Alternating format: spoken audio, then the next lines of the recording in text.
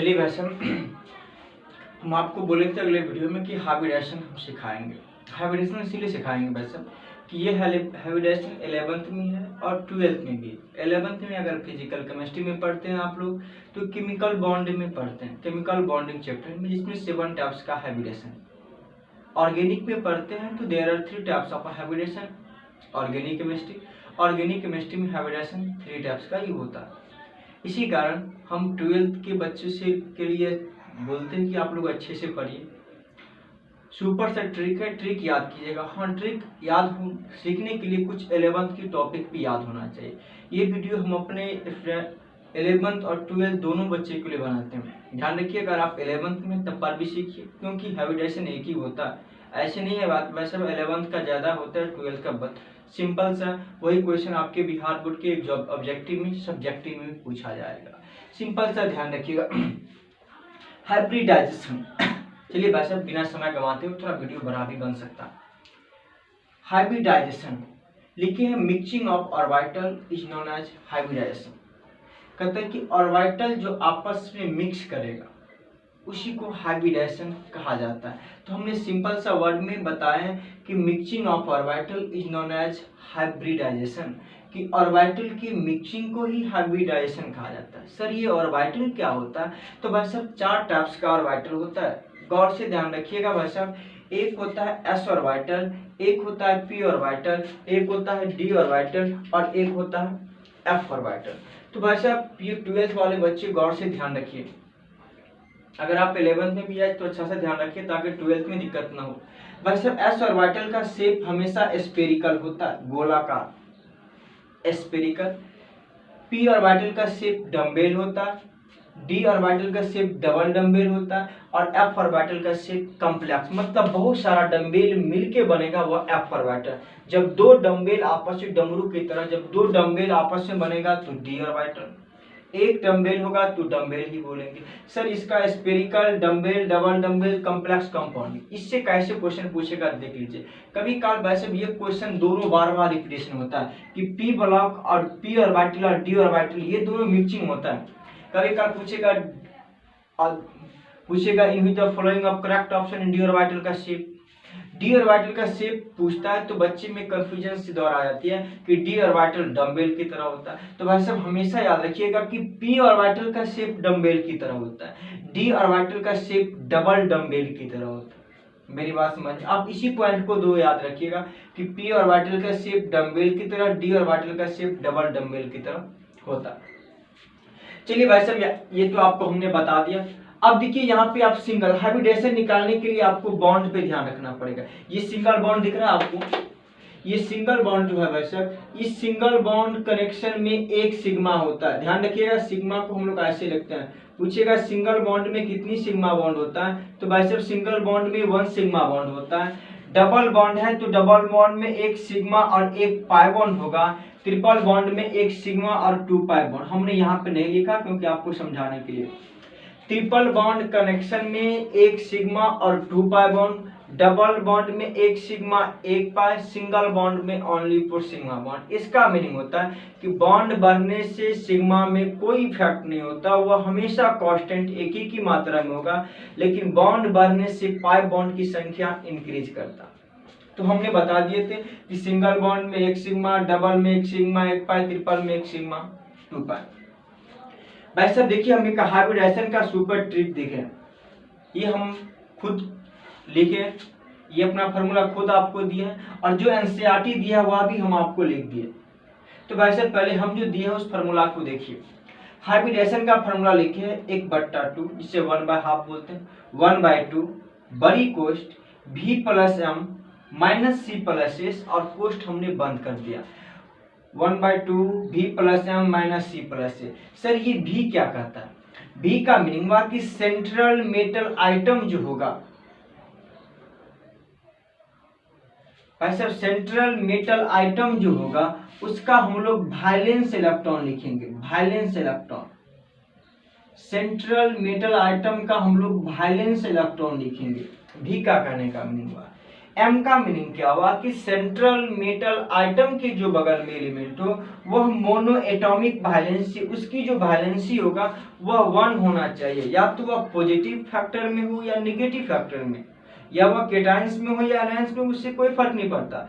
Plus और minus तो वह उसके करैक्टर को बताता है वैसा कि पॉजिटिव है तो मेटल, निगेटिव है तो नॉन मेटल। तो भाई साहब अगर वह मोनो एटॉमिक का मीनिंग, मोनो का मीनिंग, एटॉमिक का मीनिंग उस आइटम का, उस परमाणु का, वैलेंसी का मीनिंग संयोजक इलेक्ट्रॉन, अगर उस एलिमेंट में अगर वह मोनो एटॉमिक होगा तो m का मान रखेंगे, अगर उसका वैलेंसी 1 नहीं होगा तो m का मान 0 रखेंगे।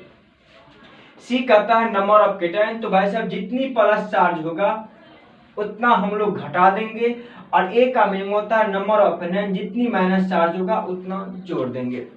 चलिए भाई साहब दूसरा एनसीईआरटी का देखिए, बहुत इजी है। एनसीईआरटी में दिया है number of sigma bond plus lone pair electron, तो जो उस बॉन्ड में सिग्मा बॉन्ड होगा और उसमें जो लॉन पेयर इलेक्ट्रॉन होगा उसको जोड़ दीजिए, हाइब्रिडेशन निकल जाएगा। अब लॉन पेयर किसको आता है ये बात ध्यान रखिएगा। अगर भाई साहब अगर लॉन पेयर नहीं मालूम है, वैलेंस बैलेंस नहीं मालूम है, तो हमने आपको पहले वाले वीडियो में, इससे पहले वाले 11th वाले वीडियो में डाल दिए कि valence, valency, lone pair, bond pair कैसे निकालेंगे, आप वहां से सीख सकते हैं, अभी भी आपके पास समय है। ऐसे भी क्वेश्चन हम लेते हैं, ध्यान रखिएगा।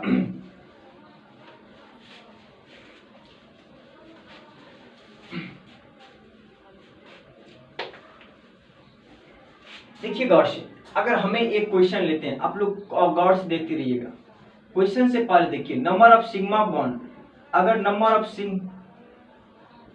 सिग्मा बॉन्ड आ जाए तो उसका हाइब्रिडेशन क्या होगा।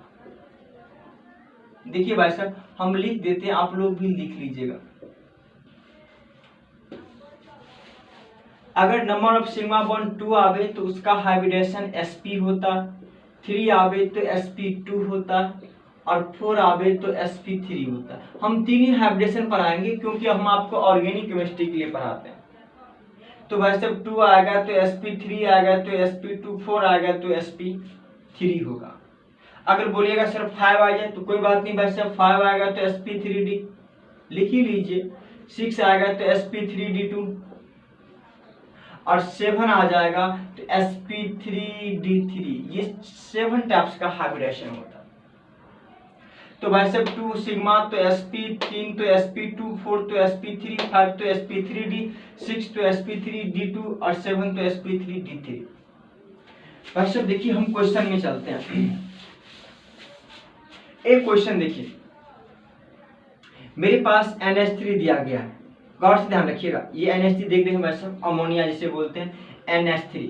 पूछेगा NH3 का हाइब्रिडेशन निकालिए, तो हाइब्रिडेशन का फॉर्मूला 1/2 V + M - C।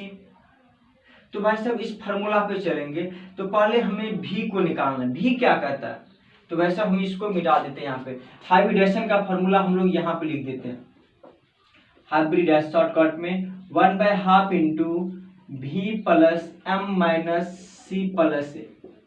अब कहता है पहले V का मान निकालिए, कि V क्या कहता है कि सेंट्रल मेटल आइटम का वैलेंस इलेक्ट्रॉन। देखिए तो भाई साहब NH3 में सेंट्रल मेटल आइटम कौन, तो भाई साहब ध्यान रखिएगा कि जिस मॉलिक्यूल्स में जिस एलिमेंट की संख्या कम होगा, जिस मॉलिक्यूल्स में जिस आइटम की संख्या कम होगा, NH3 में सबसे कम कौन है N, तो वही हो जाएगा central metal atom nitrogen. Central metal atom का क्या निकालना है, वैलेंस इलेक्ट्रॉन। तो भाई साहब N का एटॉमिक नंबर 7 होता है, ध्यान रखिएगा। तो हम लोग इस ट्रिक पढ़ते 2 और 5 कि आउटर मोस्ट शेल में जो इलेक्ट्रॉन होगा वही वैलेंस इलेक्ट्रॉन होगा। तो हम वैलेंस इलेक्ट्रॉन निकाल लिए भाई साहब, तो किसका निकाल लिए, तो सेंट्रल मेटल आइटम का वैलेंस इलेक्ट्रॉन निकाल लिए, मतलब V का मान निकाल लिए। अब V के मान के बाद हमें निकालना क्या हुआ, गौर से ध्यान रखिएगा। यहां से चलते हैं, मोनो M का वैल्यू, मोनो एटॉमिक वैलेंसी। तो भाई साहब M के जगह पे सेंट्रल मेटल आइटम के बगल में कौन सा एलिमेंट है H, तो H को टेस्ट कीजिएगा। H का एटॉमिक नंबर 1 तो वैलेंस 1, तो वैलेंसी भी क्या, क्योंकि 1 से लेके 4 तक का वैलेंसी समान होता है। हाँ भाई साहब सेंट्रल मेटल आइटम के बगल में वैलेंस इलेक्ट्रॉन 1 है, मोनोएटॉमिक है, लेकिन क्या कोई अच्छा 3 को, तो 1 × 3 बराबर कितना हो जाएगा, मोनोएटॉमिक वैलेंसी 3। इस पे कोई प्लस चार्ज नहीं है वैसा, कोई कैटायन चार्ज नहीं है तो जीरो, कोई माइनस चार्ज भी नहीं है तो जीरो, हमने रख लिया सब कुछ। तो V का मान भी निकल गया, M का मान भी निकल गया। अगर मोनोएटॉमिक वैलेंसी नहीं होता, अगर H का वैलेंसी 1 नहीं होता, वैलेंसी 1 नहीं होता, तो वह M मोनोएटॉमिक नहीं होता। तो भाई साहब इसकी वैल्यू हम देखिए डायरेक्ट यहाँ पे पुट करेंगे 1/2 इंटू V, तो V का वैल्यू कितना 5 आया, M का वैल्यू 3, कैटायन 0 और एनायन भी 0, तो रखिएगा 1/2 इन मल्टीपल 8 कट जाएगा, कितना आएगा 4। अब 4 का कितना हाइब्रिडाइजेशन sp3, सिंपल सा तरीका।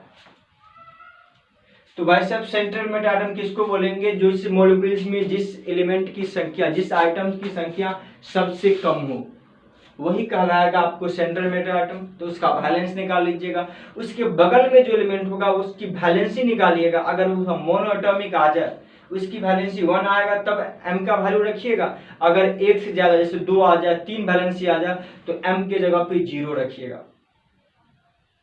और जो प्लस चार्ज है तो अब कैटायन की जगह पे, एनायन के चार्ज है तो एनायन की जगह पे जो आएगा डिवाइड करके 4 आया तो sp3 हाइब्रिडेशन, 2 आएगा तो sp कहलाएगा।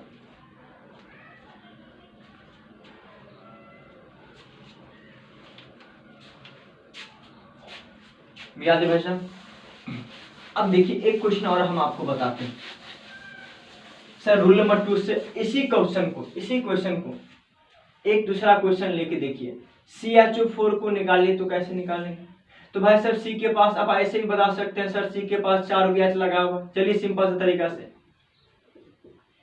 ये भी सिंगल बॉन्ड एक सिग्मा, ये भी सिंगल बॉन्ड एक सिग्मा, एक सिग्मा, एक सिग्मा। तो भाई साहब नंबर ऑफ सिग्मा बॉन्ड की कितनी संख्या, सिग्मा बॉन्ड की 4 संख्या। लॉन पेयर किसका निकलेगा, तो सेंट्रल मेटल एटम को LP को शॉर्टकट में लॉन पेयर ऑफ इलेक्ट्रॉन बोलते हैं। तो कार्बन का वैलेंसी निकालिए, तो लॉन वैलेंसी निकाल के घटा दीजिएगा, 2 से डिवाइड कर दीजिएगा, तो लॉन पेयर 0 आता है। अगर आपको नहीं लॉन पेयर निकालने आता है तो भाई साहब आप इससे पहले वाला वीडियो पढ़ लीजिए। कितना आएगा जोड़ के 4। अब जो ही 4 आएगा तो 4 का कितना हाइब्रिडेशन sp3, तो लिखेंगे हाइब्रिडेशन CH4 का sp3 आ गया। कोई दिक्कत भाई साहब। एक क्वेश्चन और बोलिए, आपके मन में आता होगा ये बात, अगर हमें CO2 दिया, कोई पूछेगा बताइए C का कितना होगा, निकालिए CO2 का हाइब्रिडेशन। कोई बात नहीं भाई साहब, सबसे कम C है तो समझ जाएंगे ये सेंट्रल मेटल आइटम है, और सेंट्रल मेटल आइटम C है तो कार्बन का एटॉमिक नंबर 6, तो निकाल लेंगे वैलेंस इलेक्ट्रॉन 2 और 4, तो V का मान तो निकल गया। सेंट्रल मेटल आइटम के बगल में O है, O का वैलेंसी निकालेंगे तो 2 और 6, तो वैलेंस ना 6 और 1 से 4 तक का वैलेंस समान होता है, 4 से अधिक आएगा तो वैलेंसी निकालने का फॉर्मूला होता है कि वैलेंस इलेक्ट्रॉन में से 8 घटा दीजिए, जब 4 से अधिक होगा तो -2। ये मोनोएटॉमिक लिखना नहीं भाई साहब, M का वैल्यू, ये ऑक्सीजन मोनोएटॉमिक वैलेंस नहीं है, इसका वैलेंसी 1 से अधिक आ जाएगा तो M का वैल्यू 0 रखेंगे। इस पे कोई प्लस चार्ज नहीं है तो 0, कोई माइनस चार्ज नहीं है तो 0। चलेंगे ट्रिक से, हाइब्रिडाइजेशन बराबर 1/2 into V plus M minus C plus A। 1/2 into V की वैल्यू कितना दिया गया भाई साहब, सेंट्रल मेटल आइटम का वैलेंस इलेक्ट्रॉन 4, मोनोएटॉमिक 0, और ना तो कैटायन चार्ज है ना तो एनायन चार्ज, तो बताइए 1/2 गुने 4, 4 से 2 कट जाएगा तो 2 का कितना हाइब्रिडेशन sp। सिंपल से तरीका आप लोग बना लीजिएगा भाई साहब, हम होमवर्क में दे देते हैं, बनाइएगा, नहीं बने तो कमेंट कीजिएगा, हम क्वेश्चन को बना के आपको सेंड कर देंगे। SO2 का बनाइएगा, H2O का बनाइएगा। कंफ्यूजन होगा वैसा, कितने आदमी ये मत समझिएगा कि सर पहला वाला ही जो मॉलिक्यूल में पहला जो आइटम होता है वही सेंट्रल मेटल, ऐसी कोई बात नहीं है। जैसे H2O देखिए, H2O में जिस मॉलिक्यूल में जिस आइटम की संख्या कम होगा वही कहलाता है सेंट्रल मेटल आइटम। H2O में सबसे कम कौन है, O है, इसी कारण वह सेंट्रल मेटल आइटम कहलाता है। आप लोग बनाने का प्रयास कीजिएगा, बन जाएगा क्वेश्चन, ऐसी कोई बात नहीं। PCl3 का भी बनाइएगा भाई साहब।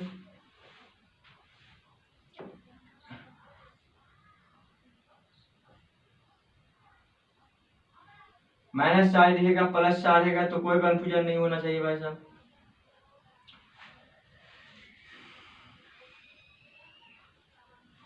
इस 5 क्वेश्चन को बना लीजिएगा।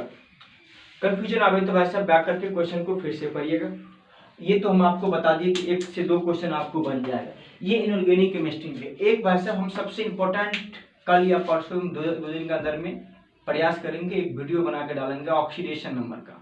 ऑक्सीडेशन नंबर कैसे निकालते हैं ये हम 11th में भी सिखाए थे, और ये एक टॉपिक और था जो कम्प्लेक्स कंपाउंड का पूछता। तो घरवाई मत सर हमने आज सेंटअप एग्जाम दिया तो नहीं बनाया। आपने सेंटअप एग्जाम में ये क्वेश्चन भी देखे होंगे कि CH3 CH4 का पूछा था, तो आप इस वीडियो को देख लीजिए। हम आपको ऑक्सीडेशन का पूरे फॉर्मेशन भी पढ़ा देंगे अगले वीडियो में। तो वैसे हम पहले ही बोले थे इस वीडियो का प्रोफाइल चेंज होगा, तो कोई कंफ्यूजन मत कीजिएगा। अच्छा लगे तो कमेंट कीजिएगा। थैंक यू भाई साहब, बनाइएगा क्वेश्चन।